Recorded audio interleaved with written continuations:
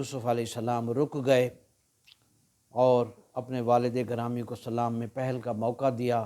پھر دونوں باپ بیٹا سواریوں سے اتر کر بغلگیر ہوئے، معانقہ کیا اور خوب روئے۔ پھر پہلے حدود مصر میں، پھر شہر مصر میں، اور پھر شاہی محل میں استقبال کے ساتھ داخل ہوئے۔ اللہ یوسف علیہ السلام کی خواب کی تعبیر کے لمحات سامنے آئے۔ ارشاد باری تعالیٰ ہے وَرَفَعَ أَبَوَيْهِ عَلَى الْعَرْشِ وَخَرُّوا لَهُ سُجَّدًا، اور جب شاہی دربار میں پہنچے تو یوسف علیہ السلام نے اپنے والدین کو اپنے ہمراہ تخت پر بٹھایا اور وہ سب کے سب آپ کے لیے سجدہ کرتے ہوئے گر پڑے۔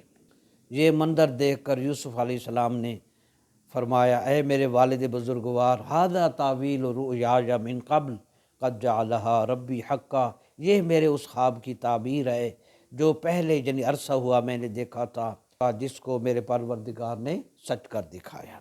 بس وہ یہی خواب تھا جس سے سورہ یوسف کا آغاز ہوا تھا، اور اسی خواب کی تعبیر سے اس سورت کی تکمیل ہوئی اور واقعہ بھی مکمل ہوا۔